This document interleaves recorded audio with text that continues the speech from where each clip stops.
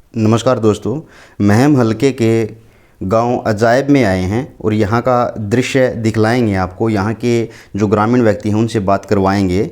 लेकिन इस क्लिप में छोटी सी प्रॉब्लम है कि जो वॉइस साउंड है उसका लेवल थोड़ा सा कम है। ज़रा आप आज इस क्लिप में एडजस्ट कीजिएगा, कोई एयर प्लग वगैरह लगा के या ब्लूटूथ वगैरह लगा के इस क्लिप को देखिएगा और इस गांव की समस्या और उस समस्या का निवारण का प्रोसीजर यहाँ के वक्ताओं के द्वारा देखिएगा।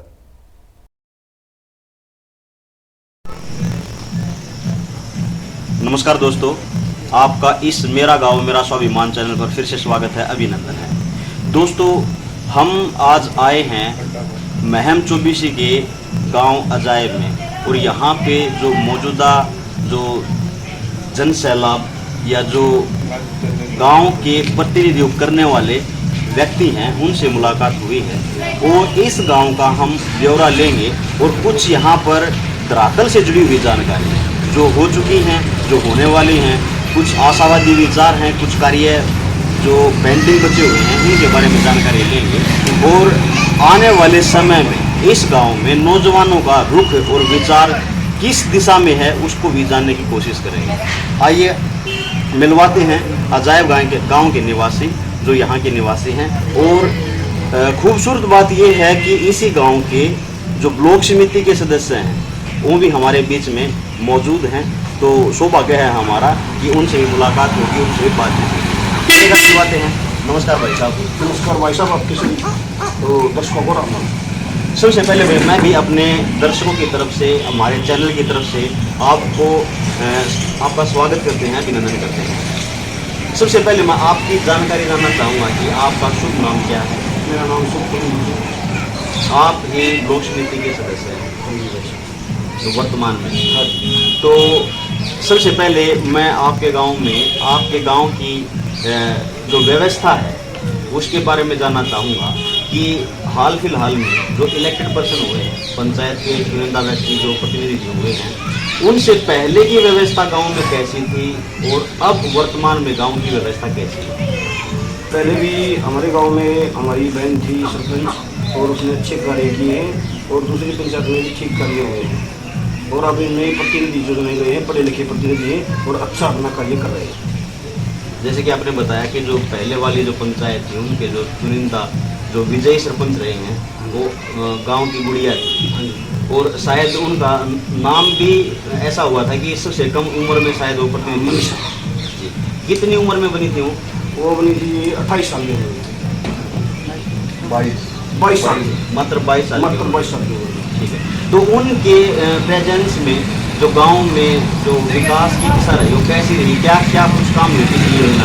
क्योंकि जो सरकार की या फिर एक विकृति ऐसी आई थी, कोरोना का समय ऐसा आया था कि 2 साल एक्सटेंशन मिली थी उन्होंने। तो उस समय में गांव में 7 साल के टाइम पीरियड में क्या कुछ काम हुआ?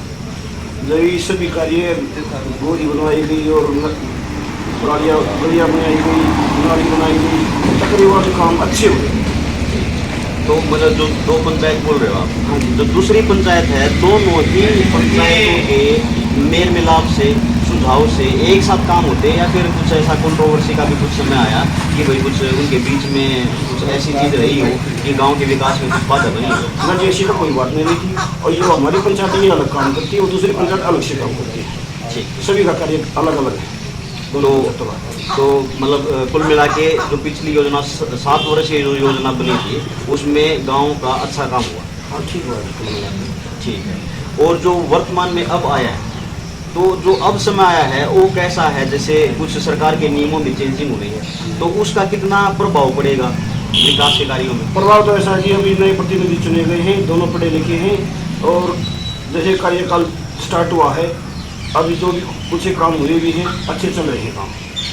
तो दोनों प्रतिनिधि हैं, क्या क्या नाम उनके मैं जानना चाहूँगा ताकि हमारी जो जनता जनार्दन है वो भी चीज़ को जान पाए कि अजायब गांव में जो चुनिंदा वर्तमान में जो सरपंच पद पे हैं वो कौन कौन है?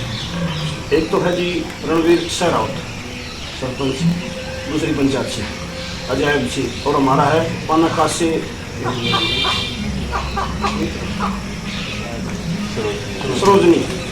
सरोजनी देवी और इसके हस्बैंड फिलहाल ऑन ड्यूटी है पुलिस में। ओके। पुलिस महकमा है। हाँ जी। ठीक ठीक ठीक। तो दोनों ही पढ़े लिखे वेल एजुकेटेड हैं हाँ जी। और तो गांव को विकास की तरफ लेके जाने के लिए अपनी इसमें सब इच्छा पूरी से कोशिश में लगे हुए हैं। कोशिश में लगे हैं। ठीक है, तो ये है चुनिंदा हाल। और अगर मैं जानना चाहूँ कि आपके गांव में जो वर्तमान में कोई खेल ग्राउंड है? नहीं जी, खेल ग्राउंड एक है, वो भी पूरा नहीं है। उसके लिए भी कुछ कोशिश जारी हुई है, वो पूरा हो जाए। वो 3.5 किलो का 4.5 किलो का होना चाहिए, जो सरकार की रिक्वायरमेंट है। किलो में 4.5 किलो। ठीक है, एकड़ में। ठीक है। और व्यायामशाला कुछ? ना जी, व्यायामशाला नहीं है, कोई सरकारी बैंक नहीं है और ना कोई सोसाइटी है। ठीक। और इसी के साथ जैसे गवर्नमेंट स्कूल हैं, वो कितने हैं गवर्नमेंट स्कूल अजायब गाँव में? गवर्नमेंट स्कूल दो स्कूल हैं जी। एक तो लड़कियों का स्कूल है 8वीं क्लास तक, एक +2 का है जी। ठीक ठीक। +2 क्लास का जो उसमें को एजुकेशन बॉयज और गर्ल्स एक साथ पढ़ते हाँ, दोनों एक साथ पढ़ते हैं, लड़कियों लड़कियों। तो उसमें जो टीचर स्टाफ है, कभी आपने जानकारी ली स्कूल में जाके कि कितना टीचर स्टाफ है, कितना पेंडिंग है, किस किस सब्जेक्ट का नहीं है? कई लोग जाकर जानकारी लेते हैं जी, ना आप यहाँ पे अच्छी पढ़ाई होती है। अब भी 2-3 दिन पहले गई थी, बोले अभी 10 दिन बाद आना, अभी बदली सदली हो रही है, उसके बाद नया स्टाफ आएगा, उसके बाद सफाई करेंगे। टाइम टेबल ना कोई टीचर का आने का टाइम है, टीचर के आते हैं, कोई 9 बजे आता है, कोई 10 बजे आता है। तो पंचायत की तरफ से सरकारी स्कूल की इस व्यवस्था को सुधारने में क्या कुछ कदम उठाए गए? जी, अभी हम गए थे तो अध्यापकों ने बोला था 10 दिन का टाइम दो, हम आपके हिसाब से चलेंगे, आप एक अपनी कमेटी बनाओ और इसके ऊपर देख रेख करो। तो आप वर्तमान में लोक समिति के सदस्य हैं, तो आपके अंडर में क्या कुछ गांव की जिम्मेदारी, आपके अंडर में जो काम की जिम्मेदारी आई हो, कौन कौन से काम रहे? एक तो वाटर पार्क के वाटर ट्रीटमेंट के ऊपर से पानी नीचे डालना, बरसात का पानी। एक पार्क के बारे में आई है और पेड़ पौधे लगाने के बारे में, और एक जो काम हो रहा है। तो जैसे मान लो पेड़ पौधे के बारे में है, जैसे आज का मौसम भी है पेड़ पौधे लगाने का, तो उसमें मनरेगा के जो भी मजदूर होते हैं उनकी भी काम भी मिलेगा उनको, और आपके खुद आरोपण में भी सहयोग मिलेगा। आप उस पावर की इस्तेमाल करते हैं इसी? जी, हमारी इस तरह की मीटिंग है और इस पर हमारा कई दिन से डिस्कस चल रहा है। पौधों को हम यूनिवर्सिटी में जाके भी आए थे और मीटिंग के बाद पौधे लगवाए थे। मतलब जो ब्लॉक समिति के सदस्य के अंडर में जो जिम्मेदारी आई है उसके ऊपर मीटिंग भी है और उसके प्रति उनका प्रारूप बन भी चुका है और जल्द ही उसके ऊपर एक्शन लेंगे, पेड़ पौधे लगाएंगे। बहुत खूब, बहुत अच्छा। तो बातें करके अच्छा लगा। अब हम और साथियों से जानकारी लेते हैं। नमस्कार भाई साहब। नमस्कार भाई साहब। आपका शुभ नाम भाई साहब? दिनेश नायक। तो भाई साहब, जैसे ब्लॉक समिति के जो सदस्य हैं उनसे हमने जानकारी ली गाँव की, और उन्हें स्पष्ट तरीके से बताया कि जो गवर्नमेंट स्कूल है तो उसमें टीचर स्टाफ नहीं है, टाइम टेबल नहीं है, पढ़ाई भी अच्छे से नहीं हो रही।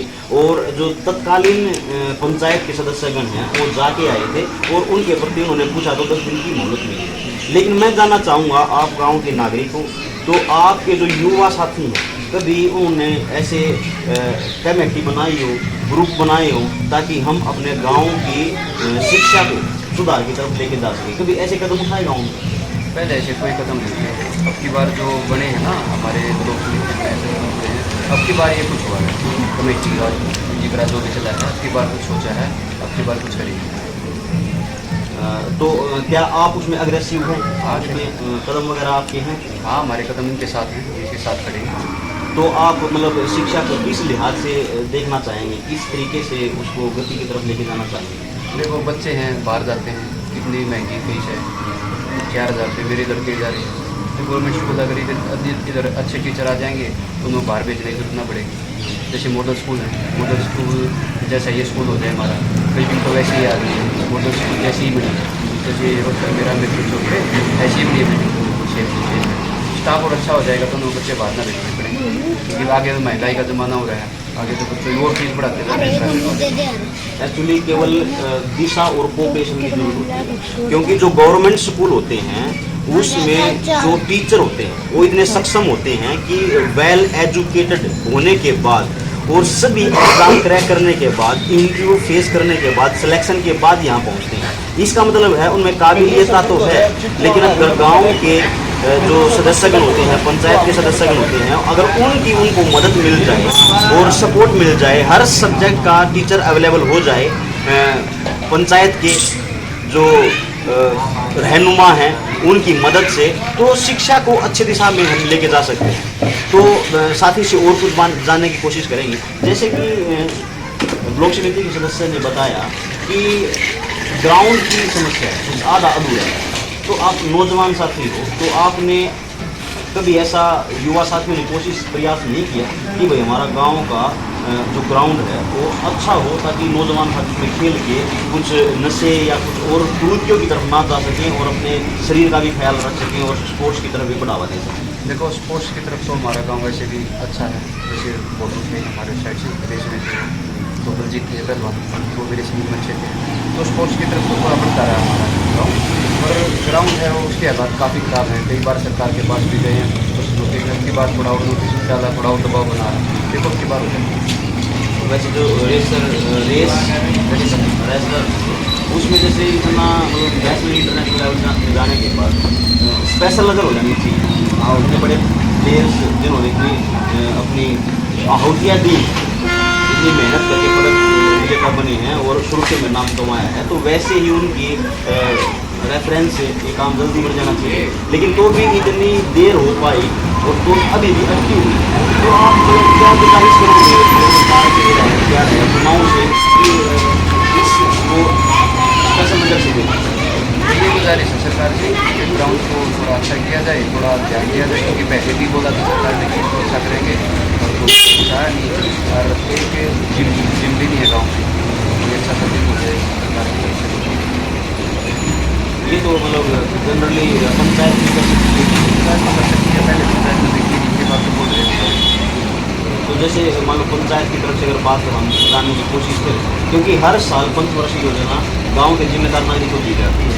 तो अगर आपके गांव में जैसे मान लो ग्राउंड नहीं हो पाएगी, जिम नहीं हो पाएगी, व्यायामशाला नहीं हो पाएगी, टीचर स्टाफ अवेलेबल नहीं हो पाएगा, तो कहीं ना कहीं वो गहरी ग्रामीण समझ सकते हैं। तो इसके ऊपर आप क्या जिक्र करना चाहेंगे? कैसा हो सकता था और क्या कमी है? देखो, ऐसा हो सकता था अगर हमारे जो सरपंच थे या थोड़े ऊपर हमारे पहले थे, चेयरमैन भी है, वो जिला परिषद भी है, हमारे राज्य थे, और उन्होंने कुछ ध्यान दे दिया। अगर वो ध्यान देते, थोड़ा वोट करते तो हो भी जाता। उन्होंने वो अपने काम से थोड़ा बोलते रहे, जो ब्लॉक समिति के सदस्य हमारे पास मौजूद हैं, जिला परिषद के भी आपके गांव के कौन संदीप चौहान, और जो पहले चेयरमैन रहते थे जो समुद्र जी रहते थे, अब कोई और विजेता बना है चेयरमैन के पद पे।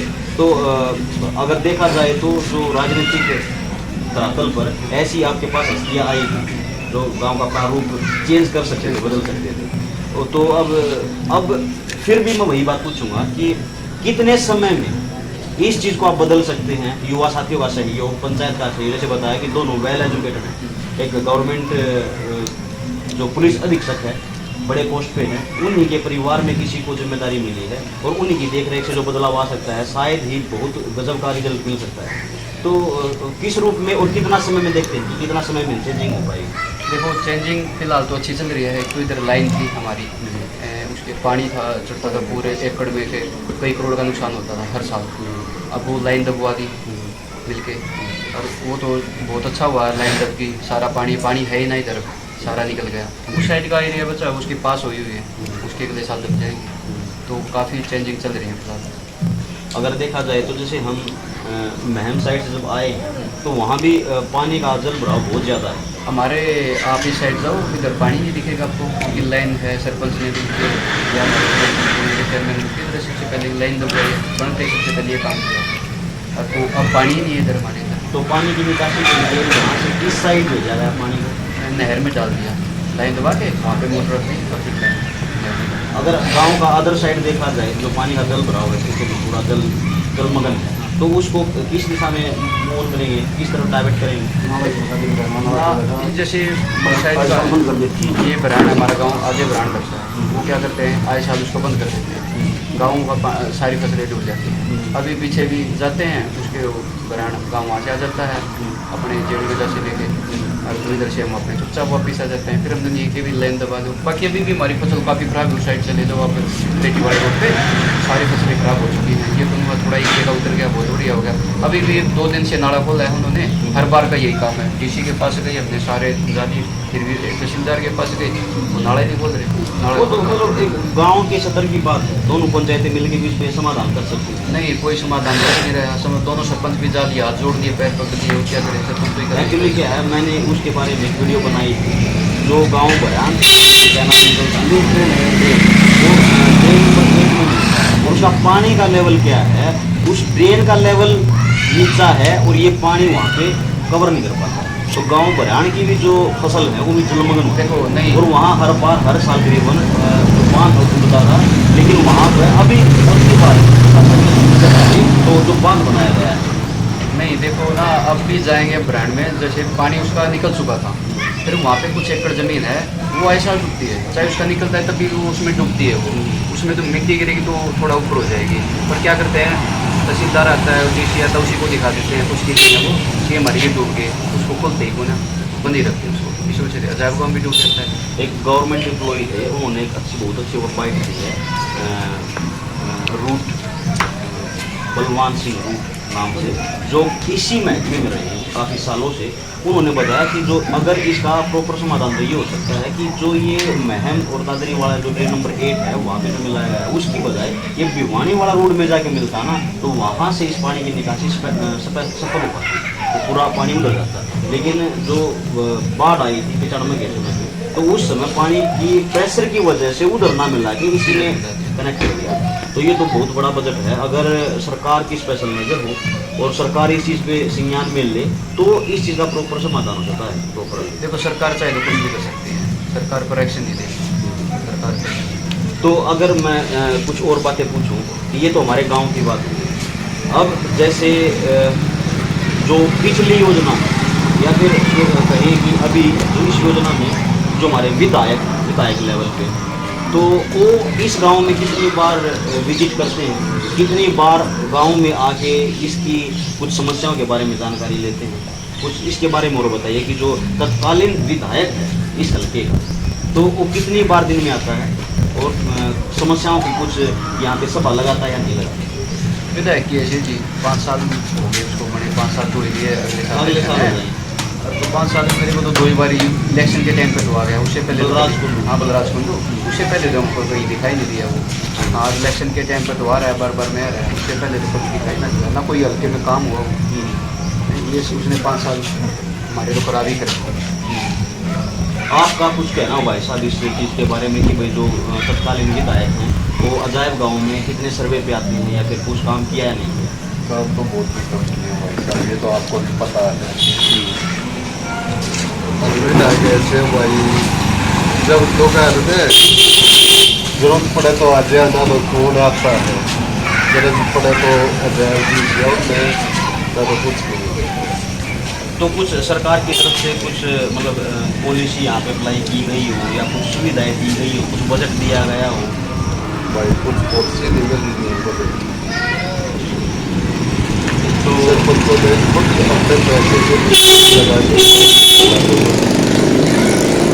बड़ी खेद की बात है कि जो हल्के के विधायक हैं वो अजायब गांव में समस्याओं को जानने के लिए जो जनसभा लगाई जाती है, समस्याएं सुनी जाती हैं या देखने के लिए आते हैं, तो नागरिकों का कहना है कि गांव में उन्होंने ऐसी विजिट नहीं की। तो अगर हम जानें कि आपकी दिलो इच्छा क्या रहेगी आने वाले जो समय, तो कौन सी पार्टी या कौन से ऐसे चेहरे को आप देखना चाहेंगे कि शायद वो इस काम में अग्रेसिव हैं और जनता की समस्याओं को दिलो करीब से जानेंगे? देखो अभी तो 4 चेहरे सामने आ रहे हैं, देखते हैं कौन कौन से जनता को बताओ।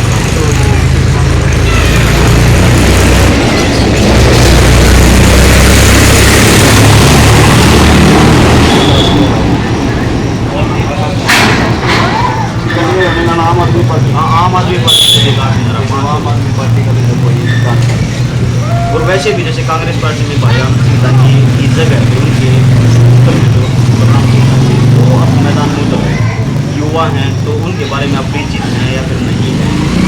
जैसे युवा ही हो गई है, जैसे विशेष बात है, नई पार्टी है, नया चेहरा है, नौजवान साथी है। इधर से मान लो बलराम सिंह दांगी जी, तो वो भी दांगी साहब के सुपुत्र हैं और युवा हैं, नौजवान हैं।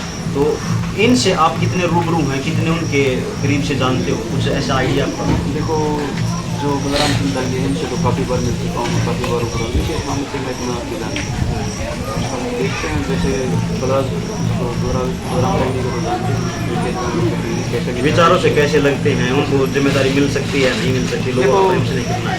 आगे पहले ही दरियाई हैं, बाकी आगे विचार तो बहुत अच्छे हैं, नौजवान हैं तो विचार तो अच्छे होने चाहिए उनके, नौजवान सोच होगी क्या करते हैं। तो जैसे आपका क्या रूप है, जैसे मान लो 5 चेहरे बताए गए आप, तो उनमें से एक जिम्मेदारी का भार किसके ऊपर आ सकता है और कौन जनता के विचारों पे खरा उतर सकता है? भाई साहब देखो ये तो कुछ टाइम बताया क्या होगा। फिर भी मतलब तो अपने पर्सनल विचार है, किसी के ऊपर ऐसा नहीं। अब ये चाहे कोई नया उम्मीदवार आए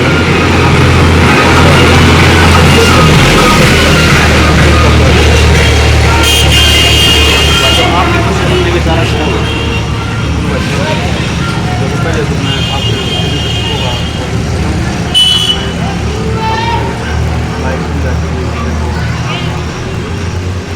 देखो, पहले हमारे गांव की राजनीति ऐसी है, पहले भी मेरे चाचा भाई ताऊ जितना भी हैं उन्होंने भी ठीक अच्छा काम किया है, पर ये है कि प्रॉपर तरीके से नहीं हो पाया।